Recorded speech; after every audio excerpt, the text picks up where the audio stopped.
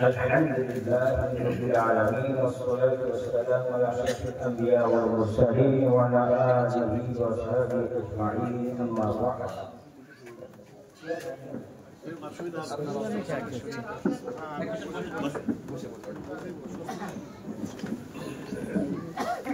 الله تبارك وتعالى লাখ কোটি শুকর হামদ প্রশংসা তারপর থেকে হাবিব সাল্লাল্লাহু আলাইহি ওয়াসাল্লাম নবীতে অগণিত ভক্তি পূর্ণ সালাম সাল্লাল্লাহু আলাইহি ওয়া আলিহি ওয়াসাল্লাম তাসলিমান কাসীরান কাসীরান।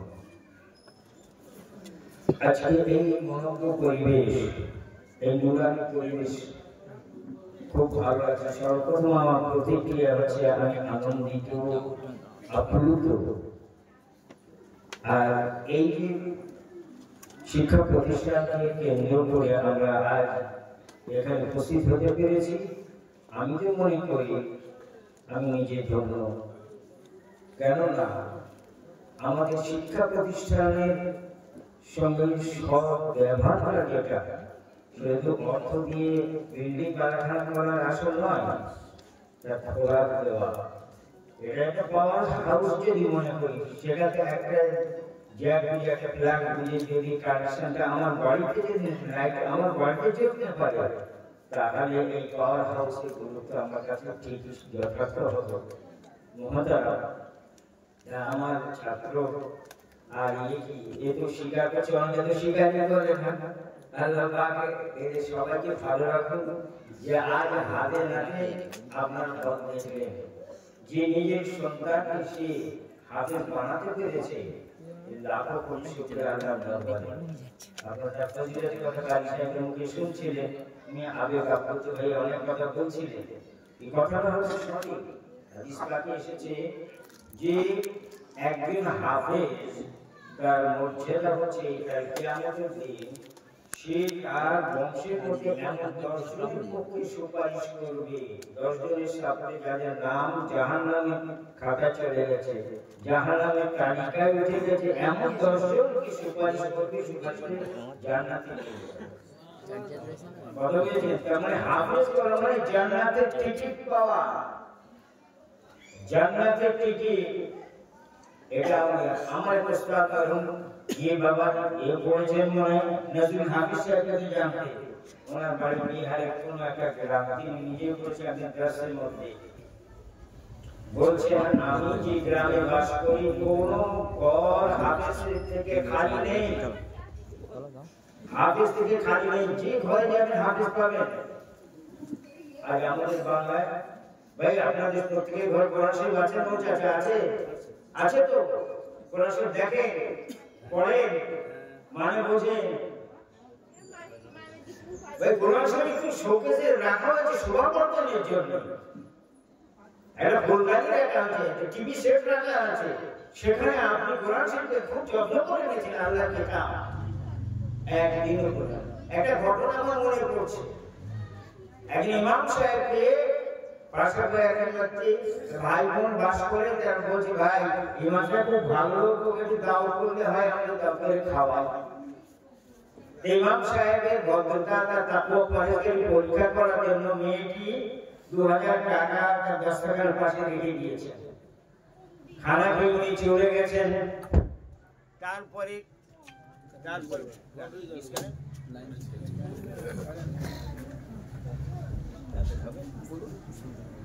তারপরে তিনি চলে গেলেন, ইমাম সাহেব খানা খেয়ে চলে গেলেন। পরে তদন্ত করে দেখা গেছে 2000 টাকাটা আর খুঁজে পাওয়া যাচ্ছে না। ভাই শুনতে পাচ্ছেন তো? 2000 টাকা আর খুঁজে পাচ্ছে না।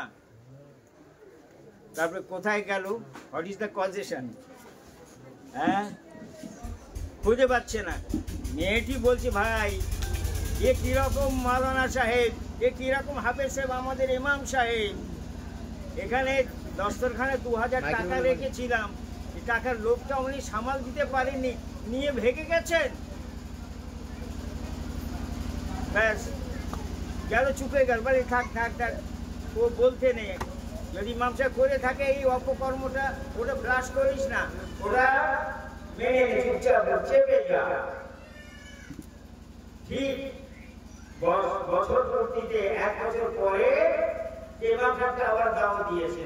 খাওয়া দাওয়ার পরে ওরা প্রশ্ন করেছে, বলছি হুজুর একটা বেয়াদবি হয়, মাপ চেয়ে নিচ্ছি, একটা প্রশ্ন আপনার কাছে, গত বছর আপনি দাওয়াত থেকে এসেছিলেন, এখানে 2000 টাকা রাখা ছিল, টাকাটা আপনি নিয়েছিলেন? তো বলছে হ্যাঁ আমি নিয়েছিলাম। এই বাবা কি বলে হ্যাঁ নিয়েছিলাম। এই মুহূর্তে কি অবস্থা, ইমাম সাহেব টাকা হাবিস করে দিল। ওই টাকা আমি নিয়েছিলাম কিন্তু নিয়ে বাড়ি যাইনি, টাকাটা তোমাদের রেখে গিয়েছিলাম। সে কিরকম? আমরা রেখে গিয়েছিলাম, আমরা 1 বছর ধরে আপনার হদিস পাচ্ছি না। ওই কোরআন শরীফ রাখাকে কোরআন শরীফটা নিয়ে এসো। কোরআন শরীফটা নিয়ে আসা হলো, কোরআন শরীফটা খুলে দেখালো, সেই 2000 টাকা কোরআন মাজিদের মধ্যে রাখা আছে, সংরক্ষিত আছে। সবচেয়ে আফসোস, আমাদের চুরির বদনাম থেকে এটা আমি হজম করে নিচ্ছি, কিন্তু এটা আজকে প্রমাণ হলো 1 বছরের মধ্যে তোমরা কোরআন শরীফটা খুলতে পারোনি। কোরআনকে এতটা অবহেলা করে, অবহেলিত আল্লাহ তাআলা। আমার বড় বড় মুসলিম, বড় বড় ইমানদার, যুদ্ধ করবা গাড়ি করেছে, কিন্তু কোরআনের তরজমা খায়রুকুম মান তাআল্লামাল কুরআনা ওয়া আল্লামাহু, এটা নবীজির ভাষা। তোমাদের উত্তম শ্রেষ্ঠ সেই ব্যক্তি যে নিজে পড়ে কোরআন অপরকে শিক্ষা দেয়। আমরা ওই জায়গায় যেতে পারছি না, আমাদের পছন্দ না, নবীজির প্রেসক্রিপশন আমাদের ভালো লাগছে না। আজ আমার আপনার বাবা মারা গিয়ে কোন দরবার শরীফে কিরদারা নিয়ে আসি যে আমার বাবার জানাজা নামাজ পড়ে উনি সোজা 8খানা দরজা দিয়ে ঢুকে যাবে। এটা ধারণা, বিশ্বাস চলছে না? এর চলে না? আল্লাহ রাসূল কি বলেছে? কোন কিরদারাকে ডাকতে আল্লাহ রাসূল বলেননি।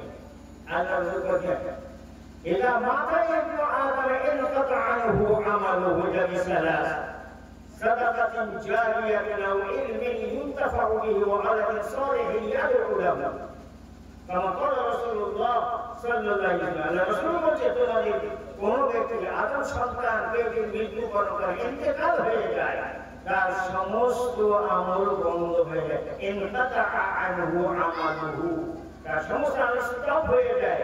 সে নামাজ পড়তে পারবে না, দান সদকা রোজা করতে পারবে না, লোকের সঙ্গে ভালো ব্যবহার করতে, যা অনেক কাজ আছে কিছুই করতে পারবে না, সব বন্ধ হয়ে গেল। দ্বিতীয় নম্বর হচ্ছে, কিন্তু 3টে রাস্তা আছে ওই মৃত ব্যক্তির রূহের সওয়াব পৌঁছতে পারে। আল্লাহ রাসূল 3টে অপশন দিয়ে গেছে। একটা হচ্ছে সাদকা জারিয়া, মসজিদ মাদ্রাসা শিক্ষা প্রতিষ্ঠান, এতিমখানা ইত্যাদি শহরে জনহিতকর কাজের জন্য ব্যয় করে যাওয়া। আপনি জীবিত থাকাকালীন হোক, আমার মৃত্যু করে আপনার সন্তানরা যদি সাদকা করে যায়, কবরে শুয়ে কিয়ামত পর্যন্ত আপনার সওয়াব পাবে। দ্বিতীয় নম্বর অপশন হচ্ছে স্পেশাল আলেমদের জন্য। এমন কোন আলেম ছেড়ে গেল যে উপকৃত সে পড়ে হোক, কিতাব পড়ে হোক, বয়ান শুনে হোক, তার সাহচর্য থেকে হোক, তিনি নিজেকে গঠন করতে পারে, দ্বীনমুখী হতে পেরেছে, আল্লাহ শিখেছে, আল্লাহমুখী হতে পেরেছে, দ্বীনদার হতে পেরেছে, সে কিয়ামত পর্যন্ত এই বিনিময় বেনিফিট, এই সওয়াবটা পেতে থাকবে। আর 3 নম্বর অপশন হচ্ছে সবার কমন জেনারেল, সেটা হচ্ছে যে নেক সন্তান যে ব্যক্তি রেখে যায়, বাপের জন্য দোয়া করে। তাহলে শুনুন কি বলে, নবী বলছেন, যে ব্যক্তি একটা নেক সন্তান রেখে গেল, সে কিন্তু বাবার যদি দোয়া করে, সেই দোয়ার ফল সে সুনিশ্চিত ব্যক্তি বাবা পেতে থাকে। আমার অনেকের সন্তানের বাবা বলে, বাবা আছে, সন্তান আছে তো, নেক আছে না, খেতে দিচ্ছে না। আমার বাড়ি আমি সেক্টরে অনেক কাজ করি, তো অনেক সময় বৃদ্ধ মাতা পিতা এসে ঝরঝর করে কাঁদছে, ঝরঝর করে কাঁদছে। ঠিক আছে, ঠিক ছিল, বন্ধ হয়ে গেছে। কথা বুঝেছেন? এই জন্য আমাদের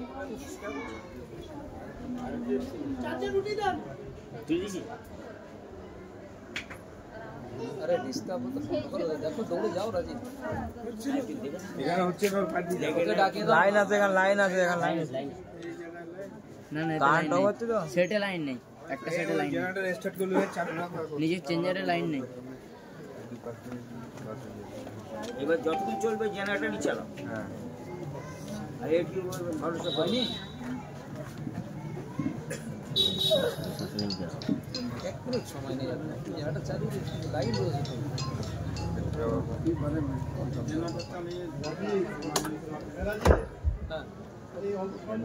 হচ্ছে জেনারেটর বন্ধ করার দরকার। হ্যালো চালু স্যার এই বারবার এই ওটা ওটা তোলো, ওটা তোলো।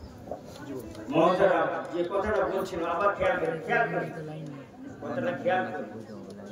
সন্তান রেখে যাচ্ছি আমরা কিসের জন্য? সম্পত্তি মারপিট করে ভাই ভাইকে দ্বন্দ্ব করার জন্য। কিন্তু আল্লাহ রসুল বলেছেন নেক সন্তান রেখে যেতে হবে, নেক সন্তান। সে দোয়া করবে, সে দোয়ার পর আমরা পাবো। আমরা যেন এই কথাটা না ভাবি। এখনো যখন মেরামত ডিস্টার্ব রয়েছে সেগুলো মেরামত করি, পিছনে একটা বলো, পিছনে একটা রিজার্ভ করো। আর এইরকম পরিবেশের আমরা সঙ্গে যোগাযোগ রাখি। পিছনে ওই যে একটা আরে মেরামতের পরিবেশ স্বয়ং নেক। পিছনে আল্লাহ নিজেই বলছে, কত কথা এসে ভিড় করছে, বলো, অনেক খুলে ফেলে দাও। 2-4 ঘন্টার কথা এসে গেছে আমার মাথায়, কিন্তু বলার তো অনুমতি নেই। 2 মিনিট কি বলবো? আল্লাহ ইয়া আইয়ুহাল্লাযীনা আমানু তাকুল্লাহ ওয়া কুনু মা'আস সাদিকিন। আল্লাহ বলছেন এই ঈমানদারেরা তাকওয়া পরহেজগারি ইখতিয়ার করো আর নেক সৎ সত্যবাদী আল্লাহ ওয়ালাদের সঙ্গ লাভ করো। আর এই সঙ্গ লাভটাকে আমাদের পছন্দ হয় না। স্বয়ং আল্লাহ তাকে তার নবী মুস্তাফাকে সৈয়দুল আম্বিয়া হযরত মুহাম্মদ মুস্তাফা সাল্লাল্লাহু আলাইহি ওয়াসাল্লাম তাকে হুকুম দিচ্ছেন নেক মানুষের সোহবতে ওয়াসবির নাফসাকা মা'আল্লাযীনা ইয়াদউনা রাব্বাহুম। আল্লাহর রাসূলকে আল্লাহ বলছেন, নির্দেশ দিচ্ছেন আপনি ওই সব ব্যক্তিদের সোহবতে থাকুন যারা কিনা সকাল সন্ধ্যা আল্লাহ আল্লাহ করে সব সময়, তাদের সোহবত এখতিয়ার করুন, ওখানে ভদ্র হয়ে বসুন। কথা বুঝেছেন? এটা আমরা এখান থেকে যাব, এই শুধু অনুষ্ঠানের দিনে এসে ভিড় করেছি, আশাটা আপনাদের মোবারক হোক, আল্লাহ কবুল করুন। এটা মনে করবে না আমি আপনার নিন্দাবাদ করতে বসেছি। এইভাবে আমি অনেক সময় বলি, মসজিদে অনেক সময় কথা রাখি জুমার দিনে, বুঝেছেন? আমি বলি একটু আমার কথা একটু একটু ছাল ছাড়ার মতো বা একটু ঘোরানোর মতো মনে হয়। আমি বলছি আপনারা এতক্ষণ বসে আছেন এখানে, খুব ভদ্র, কাউকে চিমটি টিমটি কেটেছেন? কাউকে চিমটি কেটেছেন পাশের লোকটাকে? না হতে মসজিদে চিমটি কাটে আমাদের এই কত ভদ্র আছেন দেখুন। আল্লাহ এই ভদ্রতা কেন মসজিদের বাইরে হয় না, বাজারে হয় না? এখন 2 ভাই একই জামাতে নামাজ পড়ছে, মসজিদে জুমার দিনে নামাজ পড়ে 2 ভাই যাচ্ছে ছুটছে বসিয়া করে এক অপরের বিরুদ্ধে কি করতে বলতে যাচ্ছে। কি মুসলমান করছে? আমি জানি না যে আমি ঠিক করছি না ঠিক করছি।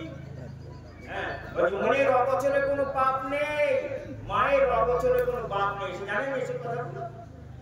তার মনের অবচর না। আপনি যখন অন্যায় করেন, একজন ব্যক্তি আমাকে শোনাচ্ছে, একজন হাজী সাহেব লোক, হাজী সাহেব তিনি সকালবেলা ফজরের নামাজ পড়ে পাশে আরেকটা গাদা রয়েছে, সেখানে ওই আটি ধানের আটি গালে বিচলি এক লোকের নিজের দিকে রাখছে।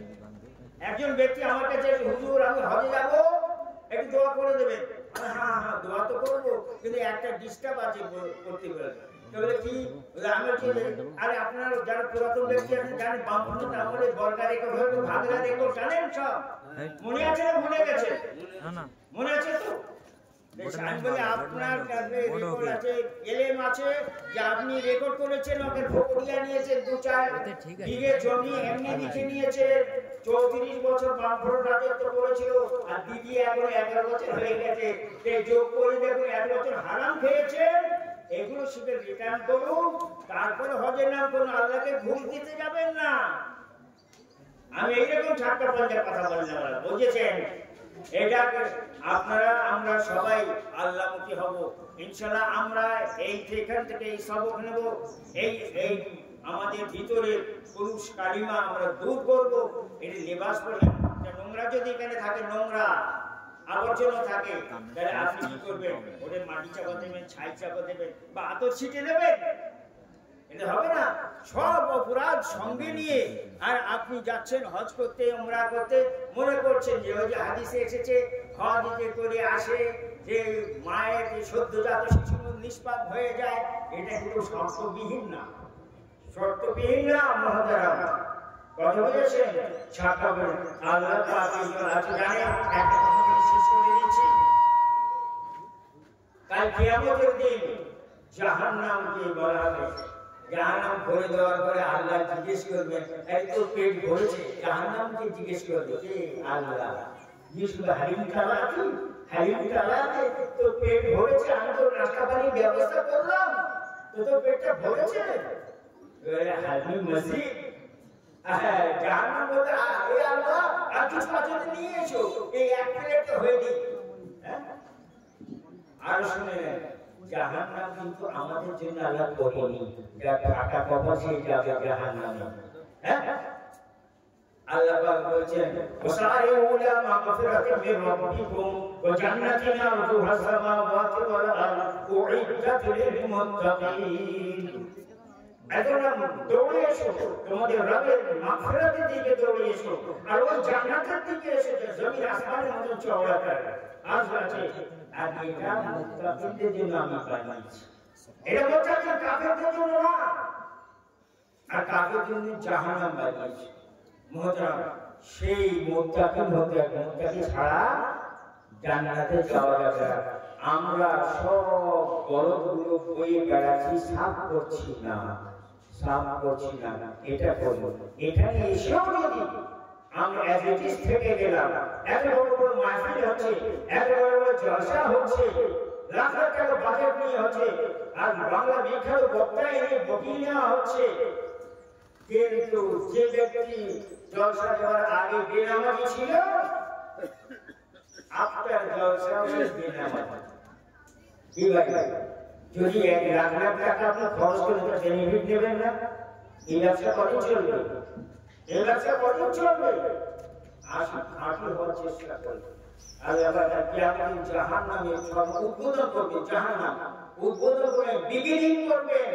3 জন এমন ব্যক্তি আপনি অবাক হয়ে যাবেন। প্রথম নম্বর আলেমকে ডাকবেন, আলেমকে। দ্বিতীয় নম্বর একটা শহীদকে, 3 নম্বরে একটা দাতাকে ডাকবে। তাদের সব জিজ্ঞেস করে, বলে আমি এই তোমার জন্য না, তুমি মিথ্যা বলছো, এটাও খারাপ বলছি। তখন তাকে পান ধরে উল্টো করে জাহান্নামে ভরে দেওয়া হবে।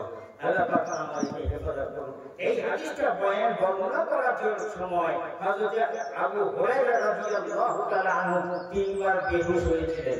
3 বার বেহুশ, এই কথা বলতে নবীজি এই হাদিসটা বয়ান করার সময় 3 বার বেহুশ হয়ে গেছেন। আমরা হাজারবার শুনছি, আমাদের কোনো ক্লিয়ার হচ্ছে না। আল্লাহ পাক আমাদের তৌফিক দিন, আমরা সলিড হওয়ার চেষ্টা করি, আর ওই আবর্জনা মুক্ত হতে পারি। আমাদের ঈমান যেন শিরক মুক্ত হয়, আমল যেন বেদাত মুক্ত হয়। বেদাত আর সুন্নাত যেন একাকার হয়ে গেছে, ওগুলো আলেমদের সংস্কার হতে থেকে আমরা জেনে জেনে নিই। তাকে আমাদের দিন যখন হাউজে কাউসার আল্লাহ রাসূল সাল্লাল্লাহু আলাইহি ওয়াসাল্লাম পানি খাওয়াবেন, একজন আসবে পানি খাওয়া যেতে, ফেরেশতা আটকাবে, আল্লাহ রাসূল বলেন, এরা আপনার চলে যাবে, আমার উম্মত। এটা আপনি জানেন না, আপনি যখন চলে এসেছেন তারপরে এর কত কত নতুন নতুন বিধান আমদানি করেছেন আপনার শরীয়তের মধ্যে। আল্লাহ রাসূল বলেন, সুবহানাল্লাহ, তারপর আমার মুখ দেখিয়ে না, দূর করো। আল্লাহ তাআলা বুখারী শরীফ হাদিস বলছি, তদন্ত করে দেখে নেবেন যে আল্লাহ রাসূল তাদেরকে দূর দূর করে তাড়িয়ে দেবেন, সুপারিশ তাদের ভাগ্যে জমবে না। তাই বেদাতি কোন আমল আল্লাহ নকল সাজা জিহাদ সমস্ত রকম হজ কিছুই আল্লাহ কবুল করবেন না। এই বেদাত থেকে আমাদের মুক্ত হওয়ার তৌফিক দান করুন। আমা আলাইনা ইল্লাল বালাগ। আস্তাগফিরুল্লাহ লি ওয়া লাকুম ওয়া লিসাইরিল মুসলিমিন ফাস্তাগফিরুহু ওয়া